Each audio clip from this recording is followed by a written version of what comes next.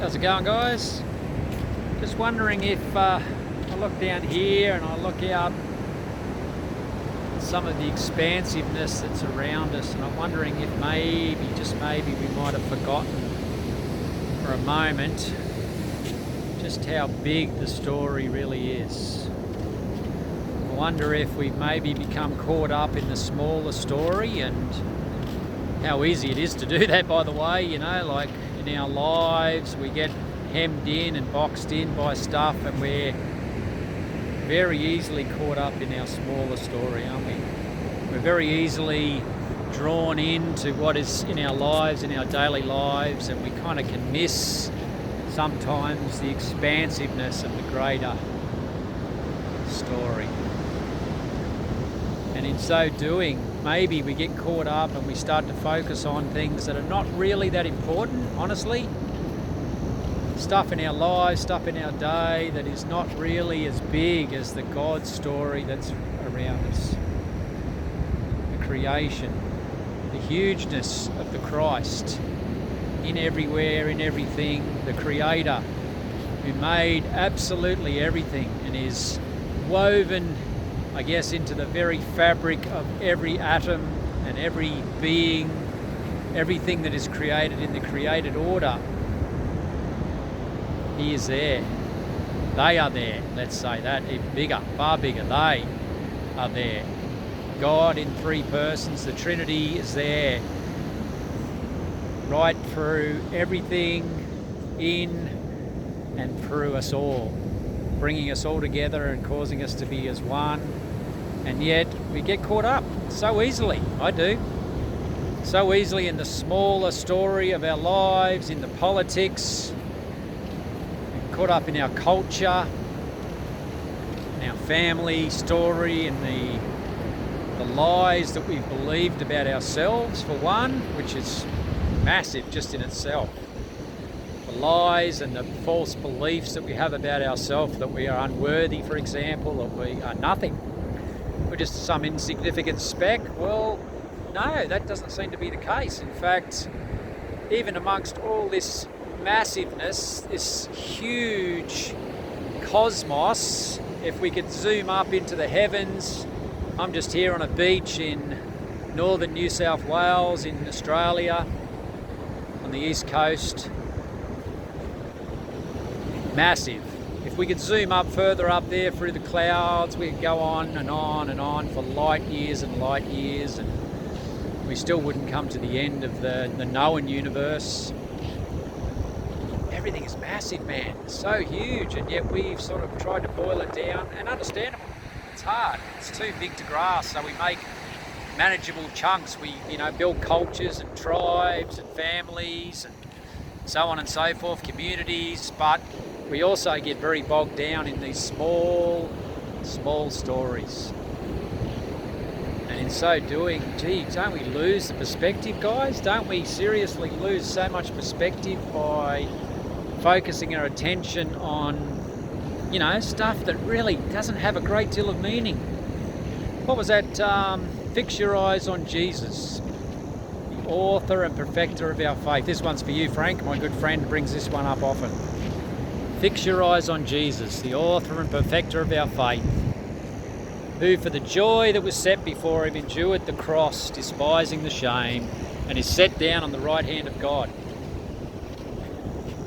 Endurance, suffering, joy. Sometimes you don't see those three words coming together. I know I don't. However, part of the suffering that we face calls us down into our small story, and we get bogged down there, I think. I do. I've had a lot of sickness in my life. I've had chronic fatigue for like 35 years, so I'm 57 now. When I was 21 or 22, I was travelling around Australia, just living life, surfing and just cruising around and enjoying life. And I went to a rock concert, and contracted glandular fever after swimming in a dam, somewhat polluted, obviously. Anyway, basically within a week of that, I went down with a severe bout of glandular fever, and my goodness, did that knock me for 6, and it took me out basically, and it took me down, it took me into suffering, it took me into my small story. And I've had that going on for 35 years, and the amount of times I couldn't tell you how I've become bogged down in that small, insignificant story. To me, at the time, oh man, is that significant. I'm suffering, I'm struggling, man. I'm fatigued, I'm sick, I'm depressed, I'm anxious. I'm just not feeling it at all. And I just, so often, I can't see on myself. So I'm like this, I come in and I'm just small and insignificant, and it's all about me and my heart and how I'm feeling, and oh my goodness, do I lose myself then. But then I can zoom out, and this is what happens over a number of months. Usually I'll have an episode of some depth and I'll go crashing down, but then over time I zoom out and I begin to see again this great expansive story that's around me, that I'm just part of this great cosmos and God's amazing plan to restore the universe to himself, to bring everything together. Christ is going to bring everything together and put it at the feet of the Father and go, here we go, we've done it, guys, look at this, look what we've accomplished, look what we've done together. And then as I zoom out, I begin to see my life in perspective, and I see that I have a role to play in this great story. And the role that I play is as restorer, encourager, an interpreter of other stories.